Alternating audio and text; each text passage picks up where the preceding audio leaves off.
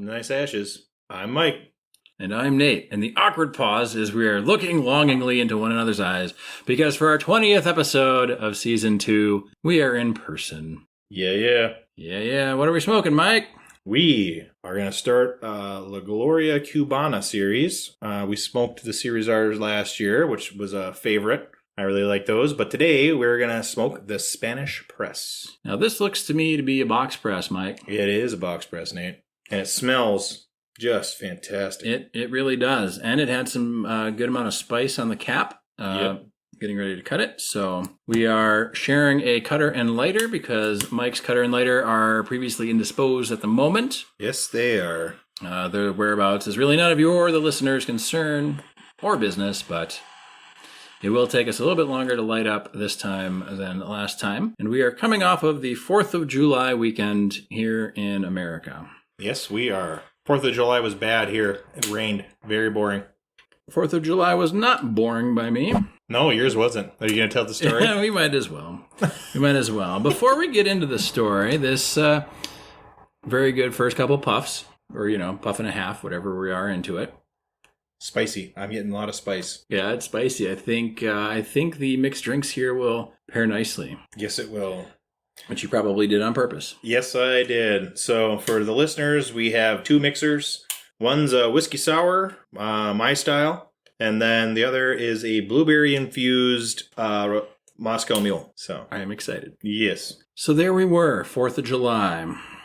We have a 3-year-old daughter and a 1-month-old son, and we were on the patio out back, and it's fenced in with a cedar fence because we're a corner lot, and then we can see across into 3 different backyards back towards, the rest of the houses through a series of chain link fences. There is a rental property, a couple houses down from us, that has a whole slew of children that have kind of free reign over the neighborhood. My wife and I have never seen an adult with them, ever, in like an 8-month span or however long span that they've been there, right? This speaks a lot to your neighborhood because last time I visited, these children were biking, and one of them abandoned their bike in the middle of the intersection next to your home. Yes. And it's a 4-way stop, kind of, but there's no stop sign. So. They live directly next to some neighbors that we're friends with, and the husband in that house needs to daily pick their bikes up from behind his car when he backs out of the garage because they just leave them there. Oh, wow. And they have a dog that runs around off leash, a little puppy that bites people. They've left basketballs and all sorts of things, and they come all the way up into our yard, almost up to the house, the front yard. And so I've got them on security camera there doing that and stuff. So we're sitting out there, and it's got to be, I don't know, probably... Well, the big incident happened at almost 11 o'clock at night, but there was an incident slightly before that, maybe around 9:45 or something. Well, maybe it was almost 10. I don't know, but whatever. There was a mortar or something that exploded in a yard or alleyway, and we looked down, and all those kids were down there, and they got really quiet and kind of like scattered and hid. So I know for the legal-minded of you, that does not prove that they were the ones that did it. But for those of you that are into men's fashion or classic Disney movies, if the shoe fits, right? Exactly. Men's fashion. Very nice touch. So, and we were like, wow, that was crazy irresponsible to somebody have gotten them some fireworks that are illegal by city ordinance and state codes and things like that to these unsupervised children. So we're sitting there, and it must have been almost 10 o'clock. It was just about 10 o'clock because we let our daughter stay up late because we bought 2 little fountains, right, to do after dark. Because sure. This is she's 3, so it's kind of her first 4th of July that she can kind of participate. And we did some smoke bombs earlier and some little, those little snap popper things. Snakes? No snakes. No snakes? Just the little, those little, things that look like tea bags and you pop snaps. Them. Snaps or pops whatever or whatever they call them. Yeah. Different brand names and things. And she had a high old time, and we're sitting there, and I believe I was enjoying a tequila cigar. And all of a sudden... Fortunate Son starts playing because a mortar went off right against our garage from the alley. So we knew it came from the direction back of those kids. And they were all standing out there and all looking right at us. And again, for those lawyers, does not prove anything. But again, for those that aren't lawyers, So I got upset because we had our infant son on the patio. We had Sarah's sister on the patio. We had our 3-year-old on the patio. So I said, we've been working with our daughter about home words and things. And so when she hears us say something that's, like a swear word or something, we'll say, yeah, those are fine to say at home. We don't say those out in public. So I definitely shouted some home words across the chain link fences. I think I started with, because they were all looking. And so I yelled real loud in a booming man voice, "You better check yourself before you get fucked." At these kids. Little kids. They're middle school and grade school, probably. Yeah. Old enough to cause mischief. Old enough to cause mischief and old enough that they swear on their own out and about in the neighborhood. Oh, for sure. So, was it the best choice on my part to, drop F-bombs right at kids? Probably not, but they just torpedoed our garage, and I have a newborn and other family members that we should not be getting torpedoed because there's a fair amount of tree cover there. So go find a field and let your mortars off. Don't launch them down the alleyway. Like up, like a mortar, not like an I was thinking like an M80. Yeah. Like a big firecracker. It was like, they were one shots, whatever they were. They weren't the huge mortars, but they were like big enough to... Like a Roman candle, but one, like a single. Yeah, but a little bit bigger than a Roman candle. Oh, really? Yeah, because a Roman candle is not a huge deal. No, you can shoot each other with those. Yeah, these ones were not ones you would be shooting people with, at least without eye and ear protection, the amount of bang that they made. Right. So I kind of chewed them out a bit, just screamed at them, and then I sat down and told our daughter, like, yep, that's the wrong way to use fireworks, and we've been telling you with your sparklers and with these fountains and things and whatnot, like point them away from people, and because even if it's a sparkler, it's not going to hurt anybody, but you have to learn the safety basics first. Right. And I didn't think anything of it, and it was probably, I don't know, 20-30 minutes later, I get a notification on my phone, because I moved ever since the catalytic converter incident. I moved my outdoor camera to cover the driveway. People approaching on the driveway. So I go, and it's this older man, and I can't remember if it was maybe 12-year-old kid, or if it was the older man's wife. I'm not saying he's married to a 12-year-old. I can't remember who was there with him initially, because at least 3 or 4 different people kind of like were his entourage throughout the, let's say, heated discussion. And he was ready to fight this guy. He came over and he was like, were you yelling at my grandkids? And I was like the ones that hit my garage with a mortar. And he's like, what right do you have? What gives you the right to talk to my grandkids that way? And I'm like, the First Amendment, man. But, he wasn't really there to debate legality and things. And he was upset. I tried not to be upset because I was holding our 1-month-old son at the time when he's launching into this tirade. His whole gist initially was, if you have a problem with my grandkids, you don't go talk to the kids, you talk to me. And I'm like, well, they launched a mortar at our garage. He's like, they don't have mortars. I would never let them do that. My man, I saw them like bathing in the church down the street's water feature fountain in the front. Like, It's a Catholic church. Mother Mary knows what they did there. Or whatever they worship in Catholicism. Pedophiles. That's right.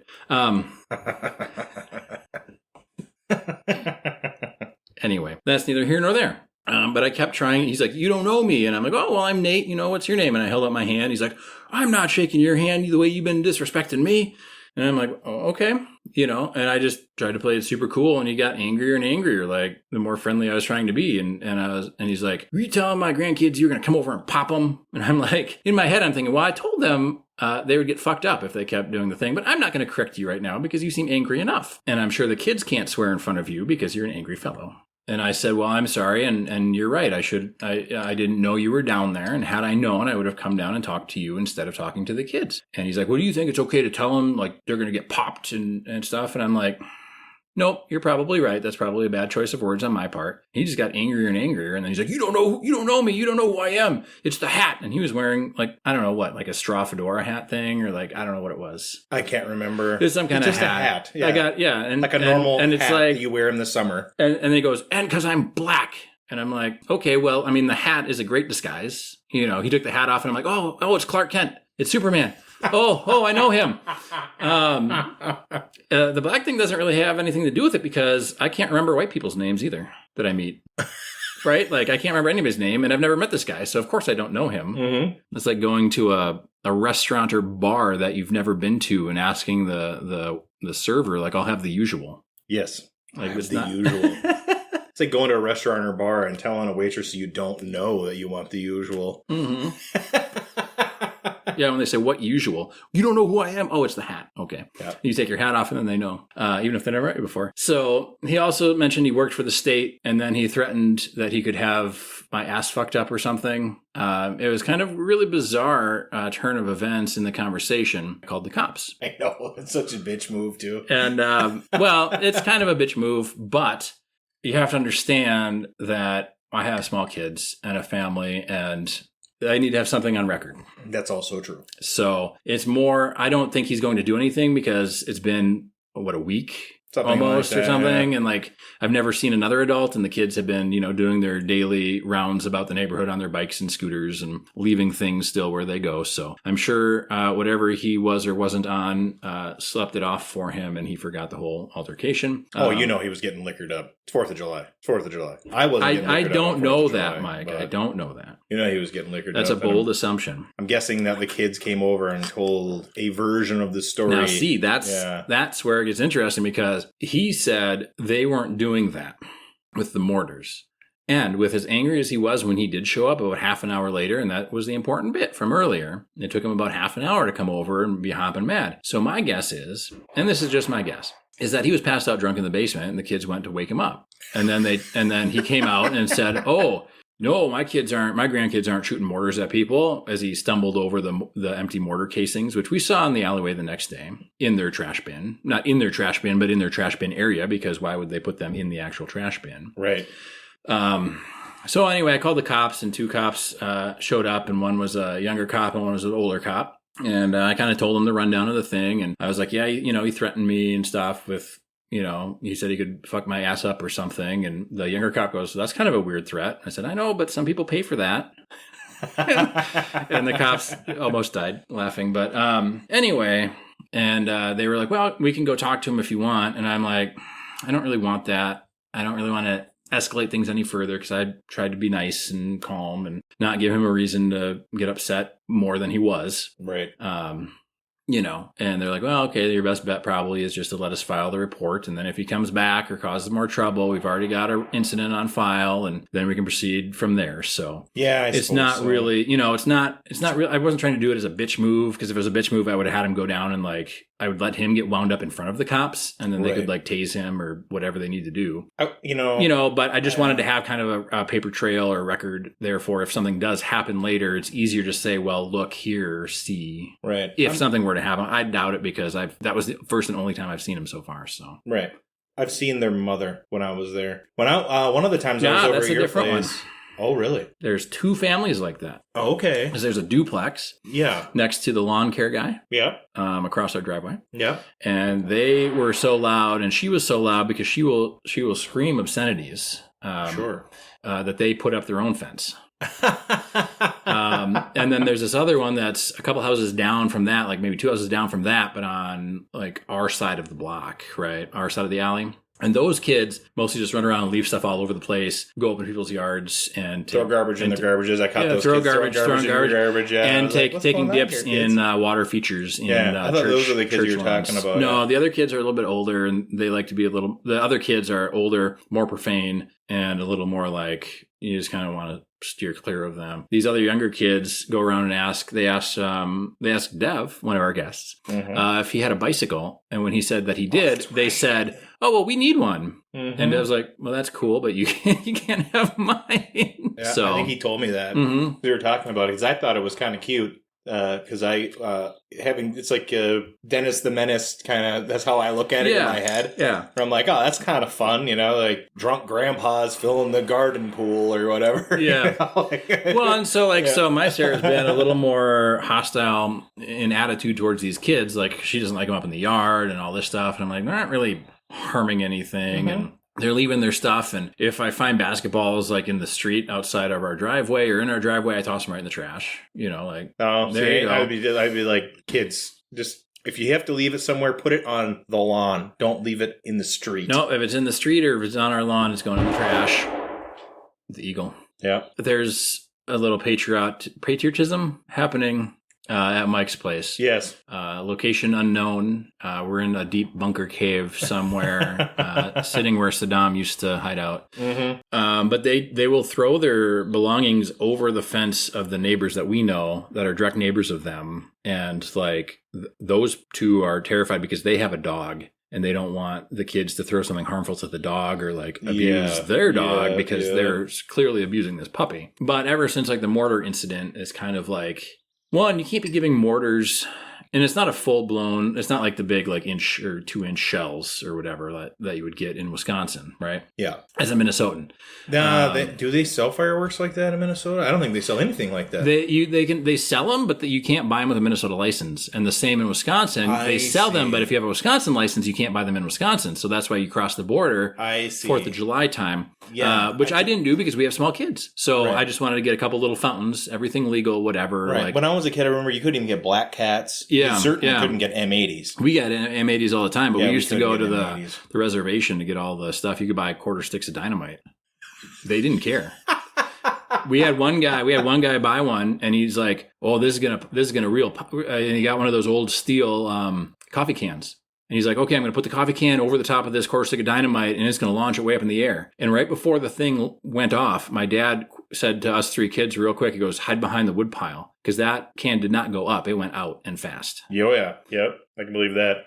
I knew a guy who shot a propane tank. Okay. That same thing, but it didn't explode. Yeah. It just goes in the opposite direction of the bullet hole with all that pressure. Yep.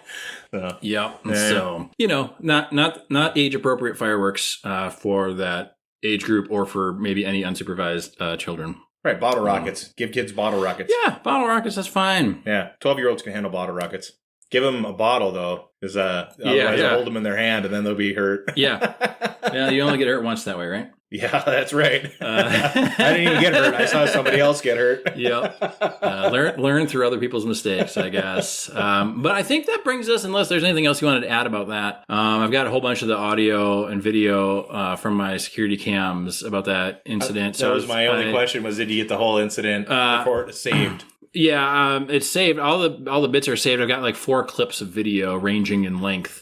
And the one I sent you was the end, the 30 seconds of the ending. Yeah. So I have yet to I'm going to stitch them together and maybe try and put subtitles on there and stuff, I'd like to see that. And then just have it. Yeah, I'd and like be to like, see here, that. you can see the whole interaction. Yeah. Do you have the explosion on video too? I suppose you should. I don't know. I guess if the sound triggered it, but I didn't get really a notification from that. So I don't think so because it's more visual trigger. Yeah, but you showed me could have been. I was thinking, I'm like, this could be an internet video that's clearly out of context. Like, I don't have context for it. You explained the context, obviously, but yeah. Like me watching it, I'm like, this could be anything. It could be literally anything. Yeah. Yeah, and then so in the middle of it, and then he had his an older, I don't know if you saw him on the video, there's like an older 17-year-old, really gangly looking kid that came over that was maybe 6'3". Oh, for backup or something, because I think this guy really wanted to throw hands. And I'm like, I'm not really in the mood for that. I don't want to throw hands, despite what I said on our episode with Dev and wanting to get into a fight. Mm-hmm. I figured probably not the best with my sister-in-law and my small children around. No, not a good thing. But I just tried to diffuse it. Well, diffusing confrontation is probably the best bet 100% of the time, because you never know. Yeah. That guy you could have had a gun, he could have had a gun, he could have had a knife, and was willing to use it. You know what I mean? Yeah. Any number of things. You just never know these days. Possibilities. Yeah. There's been people being shot for just turning around in somebody's driveway these days. Mm-hmm. So I do have to comment really quick. Mike has a really nice ash going. I do have a nice ash, and this is spicy and delicious. Mm-hmm. I was fully expecting this cigar to perform admirably. Yeah, these Gloria Cubanas are generally good. I don't think I've had a bad one. Okay. The Series R is my favorite that I've had so far. Yes. How many of them have you had? Have you had the several other 2 over we're the years? doing? Or? I've had the N, which we're going to do next. Okay. I think. Spoiler alert. Spoiler alert. But over the years, I've had a number of La Gloria Cubanas at different places. You know what? Like Golden Leaf back in the day when I was in Uptown, I had a couple there. Okay. They're like a standard cigar that you can find damn near anywhere if there's a cigar lounge. North Dakota, they had a lot of them when they had cigar lounges, and You can find them at golf courses. You know what I mean? Like, these are good ones to try because you'll find them if you're at a place that sells cigars. They will probably have at least one La Gloria Cubana. Yeah, even like, I don't know about a full on gas station, but some of those like gas stations or service stations or like little market things have kind of like a, I don't know, like a wall humidor kind of thing, about the size of like a soda refrigerator or something. Yeah, you go to a big ass truck stop on the interstate. Yeah. Yeah, you could probably find one there. Yeah, they're pretty standard, but they're good, I think. Well, we're going to try some because I haven't had a bad one yet. Yes. So I wanted to shift over into our topic here. Oh, okay. I figured there's an actual... vamp. No, I figured we were going to vamp. I wanted to vamp a little bit and kind of like get through the 4th of July craziness. Yeah. Well, quick wrap up. I did an online training course on 4th of July because it was raining, and I did chores. Because I got up like 4 hours before my Sarah. Yeah. Because, of course, I worked the day before and the day after 4th of July. So, of course, I fell asleep at like 8 on the couch or whatever. Yep. You know? And I got up at 5 in the morning. Yep. And I started doing my chores. And then I went to bed early on 4th of July, like, because I worked all day, kind of, you know? Yep. I do feel, I feel like last year and the previous year, I mean, this is our 3rd, I guess going on 4th year in our house. Mm-hmm. It's been that long. Yeah, it's been that long. And next year is our 10-year wedding anniversary, if you can believe that. I cannot. That's so crazy. Yeah. That's crazy. But I feel like the past couple years, the whole month of June and July were firework fun time down in the cities, right? Oh, yeah. Like every night, starting maybe like the second week of June, you'd have people shooting off fireworks, and it's like, come on. Like, but this year it was really confined to like the 4th of July and maybe like a day or two on either side. Yep. We didn't really get like the middle of June. And I think as the restrictions are all gone, you know, the COVID restrictions are all gone and people can get out and do things still. So, well, here, even today, there are people shooting fireworks off in the middle of the damn day. Yeah. So I think there were fireworks till like 1 a.m. on 4th of July. Which was on like a Tuesday or something like that. But they were shooting fireworks all night long. Woke me up at like 12:30 or something like that. Like I could. Yeah. I don't know which. My neighbors are miles away, so they had them shooting some big fireworks to wake me up. But. Yeah. So I figured we'd talk about a little bit about different kinds of criminal law stuff. Partly inspired by the 4th of July antics, but mostly inspired by something else that will be made clear to you, Mike, and the listener a little bit later. Okay. So, in America here, we've got, and these are all just American, I don't know what we call them. So we're going to kind of go through infractions, misdemeanors, felonies. Okay? For the legal system and what each one is and things like that. Petty misdemeanors, yeah. And I don't know how much you know about kind of the definitions of all of these things, but we're going to start with the least serious, which is an infraction. So an infraction is a violation of a rule, ordinance, or law. In most jurisdictions, there's no jail time with an infraction. It's not going to appear on a criminal record. Usually it's a payment or fine. The federal law classifies an infraction as a crime with a jail sentence of not more than 5 days. So it's kind of a small thing. So traffic tickets are infraction. There can be other things like trespassing, littering, disturbing the peace, and other kind of petty offenses. Okay. So it's generally, the police officer sees something wrong, they write you a ticket, and then you have to pay a fine. Okay, and sometimes, you can go to court to contest it, the same as you can any other thing, right? That ash, by the way, don't break it up. Yeah, that's a good solid inch and a half. Yeah, it is a solid inch and a half. All right, and the picture for this episode is going to feature Mike's. Is this your Trump or Obama ashtray? This is the Trump. Okay. Yeah, this is the Trump. And we talked about his fancy ashtray. Mm-hmm. You can have a fancy ashtray from any president without pledging loyalty to them or that sort of thing before anyone gets up in arms. I got it for free. For those who are going to be offended. Yeah. And for those who aren't, I gladly accepted it. That's a beautiful ashtray, and that's awesome. I don't think it doesn't really say Trump on it. No, it says Gurkha, and then it used to have the big Gurkha symbol on the inside, but that all washed out because I keep it clean. Yes. But so after infractions, what comes next, Mike? Do you know?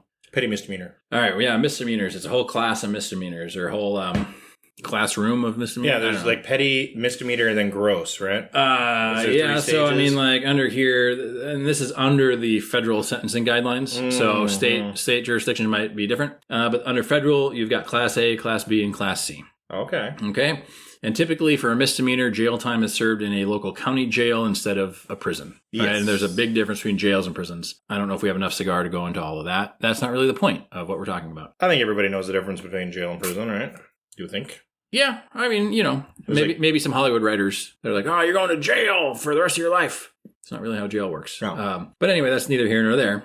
So we got a Class A misdemeanor. These are more serious offenses and misdemeanors in most states and under federal law. It's a criminal offense that carries a potential jail term of less than 1 year. So Class A is 1 year or less, but more than 6 months. So that's kind of the big guns on the misdemeanors. Yeah. Class B is 6 months or less, but more than 30 days. So 30, 60-day range. And Class C is 30 days or less, but more than 5 days. Because remember, under 5 days or 5 days or under is a infraction. Okay. I've been convicted of a few infractions, but never a misdemeanor, then, I guess. Yes. Not that I can neither confirm nor deny that I've had some just like, violations. Just like whoever had that bag of cocaine at the White House will never be found. We don't know who that could possibly be. I've never been caught with a bag of cocaine. I can tell you that. Well, neither has who. Uh-huh. Anyway, so a felony is the most serious type of crime. We're going to skirt that a little bit. We can talk about it at the end, though. So a felony is the most serious type of crime. The term felony is not uniform throughout the United States. The federal government defines it as a crime with a punishment of more than 1 year. States can be less strict with that definition. Maine and New Jersey do not classify their criminal offenses at all, according to this website, which is findlaw.com. Again, Mike and I are not lawyers. You should not take anything we say as legal or medical advice. No, not a sponsor. Or investment advice or anything. Yes. Don't base your life off of us. Unless you're going to try a cigar, then we would just tell you that don't smoke cigars because that's bad, okay? It's the first sip I had of the... Oh, okay. Yeah. The blueberry? Yeah, the blueberry. Yeah, I was hitting this pretty hard, the blueberry pretty hard at the beginning because it kind of balanced the spice off. But then I was like, I want a little more spice and a little less sweet, so I kind of shifted to the sour. But, okay, so in most states, the felony is reference to the length of the sentence or sometimes the place of incarceration and sometimes both. So Idaho defines a felony as a crime punishable by death or by imprisonment in the state prison. And Georgia defines it as a crime punishable by death, imprisonment for life, or imprisonment for more than 12 months. So, it varies depending on where you're at. Yes. So we've got Class A's through E. So Class A felony is life imprisonment or death penalty. And this is the federal definitions. Sure. Class B felony is 25 or more years. Class C is less than 25 but more than 10. Class D is less than 10 years but more than 5 years. And then a Class E is less than 5 years but more than 1 year. So, if you have any questions about infractions, misdemeanors, and felonies, please consult your lawyer. All right. Not ChatGPT. This brings us to the crux of our topic. Did you hear what they're doing in Michigan? Or what we're about to find out, people think what they're doing in Michigan. No. Okay. Michigan, their House, I believe, passed a bill to extend civil right protections to LGBTQ community, with their governor, Gretchen Whitmer, expected to sign the measure into law when it reaches her desk. It passed and it would codify protections from discrimination based on sexual orientation in employment, housing, and other areas. Now, a lot of people have been saying that this bill, and I don't have the full text of this bill, but the big outrage about this bill is people believe that the way it's written will convict people who willingly use the wrong pronouns, will convict them of a felony, carrying a 5-year prison sentence and a $10,000 fine. Nice. I don't think that in Canada, they did pass a law like that, and they are punishing people, from what I understand. At least social media news, which is, trash. Everybody knows that. But. Yes. In the United States, that would be struck down instantaneously. I can say whatever I want. I can't say whatever I want, but I can say many, many things. Yes. As long as I'm not inciting violence or panic or something. There's some limitations. Yeah. And so, like, that article I just read was from thehill.com. The Hill is a very reputable source. Yes, and there's one here, and this is from FoxNews.com, where and this is one of the top hits that came up on my Google search when I was first informed of this. I'm sure this is culture war. So it says Michigan House passes a bill that could make using wrong pronouns a felony, finable up to $10,000. So, of course, there's a completely different slant on the Fox News site about it, and without knowing the bill, the text of the bill. And then we've got here the Detroit News, where it says politics, and we've got Chad Livengood saying that Michigan lawmakers aren't trying to criminalize pronoun use because, if you criminalize pronoun use, who's going to say that they even knew what this person's pronouns were, right? Like, absolutely, there's a ton of gray area for abuse by the air quote victims. This is an aside. Now, yes. You work in a professional environment, and so do I. Absolutely not. Yeah. From the outside, yes. Have you found yourself, and I have, outside of my immediate work group, I don't use pronouns at all. No, I just don't use them. I call everyone a fucker. It's gender neutral. Yeah. I just don't use them at all. I either don't refer to their name at all, or I don't refer. I refer to their name, or I just don't refer. I don't use the first person at all. Okay. Like, I just don't. I avoid it at all costs. Most of my emails and stuff are really short. Mm-hmm. Mostly either informational from me or requesting information from them. Yes. So I can avoid, any sort of first person, generally speaking. Yes. If I am writing something or maybe speaking at work, I'll try and remove a lot of gendered terms from my lexicon, as it were. I also try not to make sport analogies when I'm talking because I went through a HR sensitivity training, or not. It wasn't really sensitivity training because that has like a bad connotation, like I did something wrong. Yes. But we watched a video or watched a speaker or somebody. There's a female speaker talking about just the differences between how women are raised and how men are raised. Right. And a lot of it comes down to sports versus tea parties. And in sports, you can get really mad at the other team and then go out for a beer with them later. Absolutely. And be best buds. Yeah. And at a tea party, if somebody upsets you, you have to be polite and you can't get all your anger out. So then you hold a grudge. Generally. I mean, that was kind of like, that's the watered down, like, cliff notes of the spark notes of the summary. And that probably holds for their entire lives for some people. And as somebody who's not hugely into sports, I just try not to use a whole lot of sport analogies because ever since I was kind of like, a lot of people don't understand them. And in college, I was a English writing consultant for the college athletes, but all the tennis players were Romanian. Sure. So I had to explain in one of the books, one character calls another character a pumpkin. Like, oh, hey, pumpkin, how you doing? And the Romanians thought it was hilarious. Like, why are they calling them a gourd? Like, it makes no sense. Like, but it's not a term of endearment over there, right? Like, so I find like generally it's better to not use kind of like specific analogies and things like, we got to hit this one out of the park.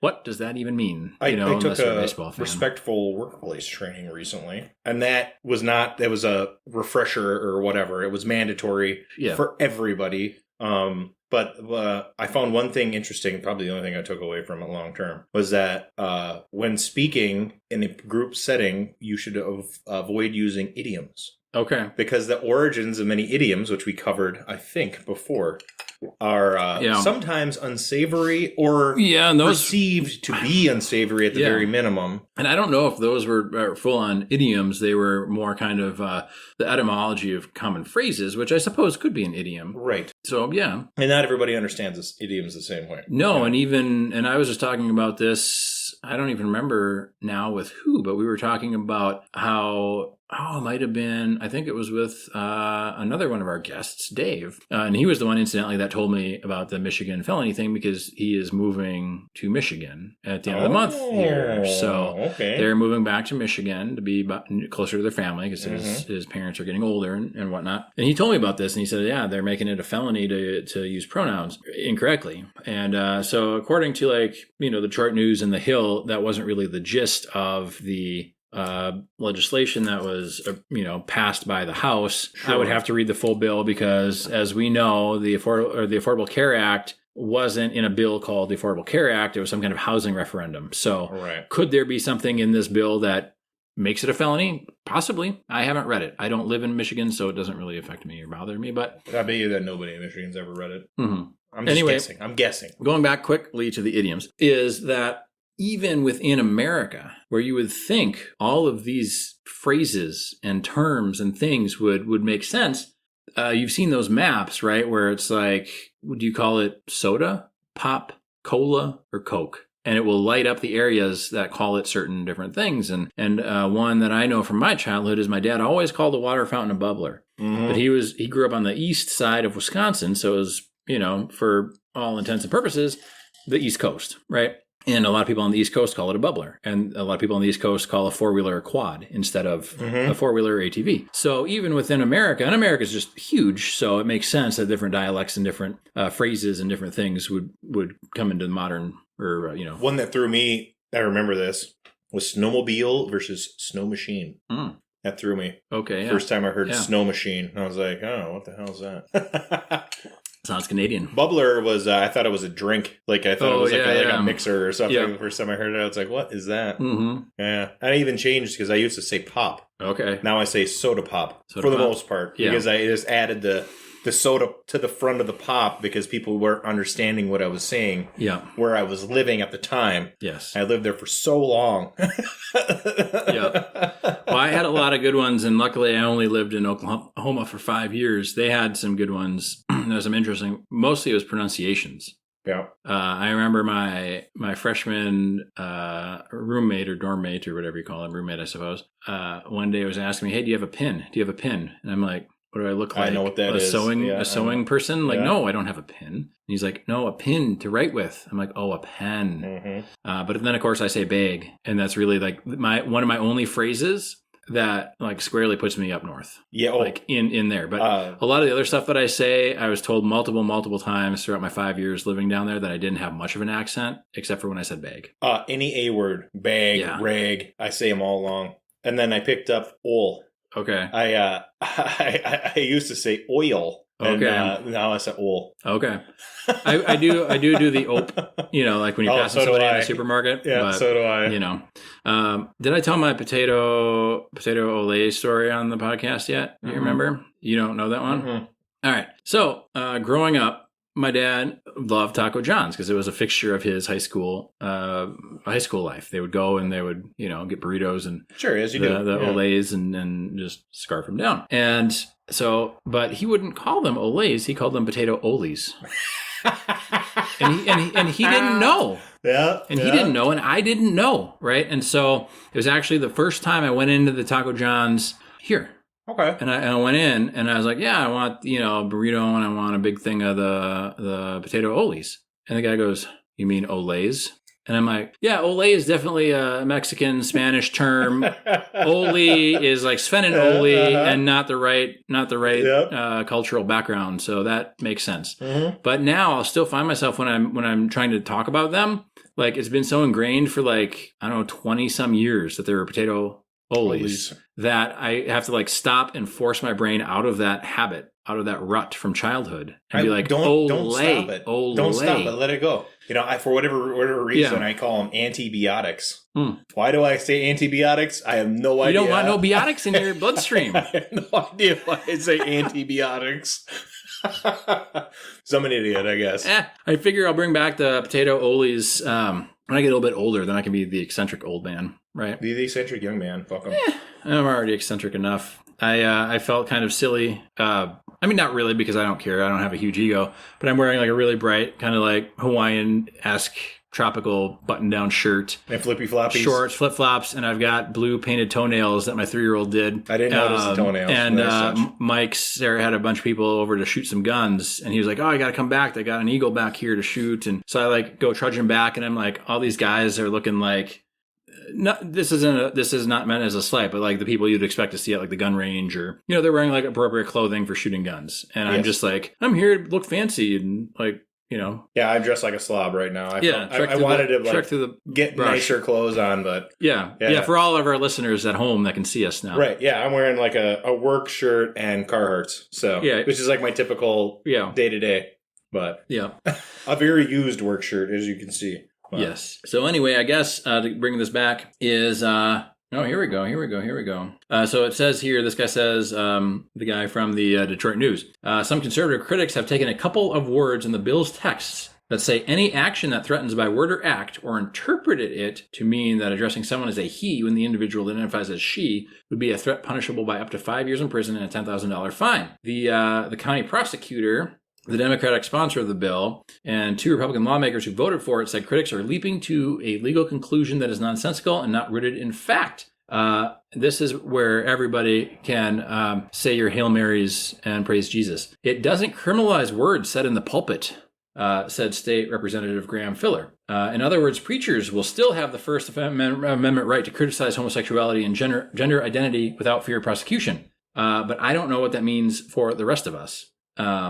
They can't violate the First Amendment. You can criticize people for whatever you want. Yes. I mean, come on. But now it says here, the intimidation is defined as a willful course of conduct involving repeated or continuing harassment of another individual that would cause a reasonable individual to feel terrorized, frightened, or threatened, and that actually causes the victim to feel terrorized, threatened, or frightened. Which I think the definition is fairly loose, but I don't know this, and I'm not going to look it up because I don't think there's enough cigar left. I mean, maybe to look it up. How is hate speech for race defined? Is it defined the same way? Are they just adding pronouns now and some of this gender stuff to the umbrella of hate speech, which, to be fair, I think hate speech can easily go too far one way or not far enough, right? Well, depending on the context. And that's the whole thing, I think, is the context. I'm going to take a really strong take on this, and people will not like it, possibly. I'm sure I'll like it. I think that hate speech is First Amendment protected speech. Not that your employer, there's limits to that, obviously. Your employer definitely should be able to limit your hate speech. Yeah, your employer's not bound by the First Amendment. No, your employer is not. And while you are at work, you generally don't have your... You don't have a lot of rights. You don't have your rights. You can't carry a gun at most places of work. Yep. There's limits on... Well, and that was for example, at my place of work, I can carry a knife, but it has to be less than 4 inches long. There's other rules like that. Consistent with Minnesota state law. No, I'm pretty sure that you can carry longer than a 4-inch knife. Well, the episode got crashed. But that's okay. That's okay. We're done with the cigar anyway. We're damn near done. Our Eagle friends came into the house, and now they want to hang out.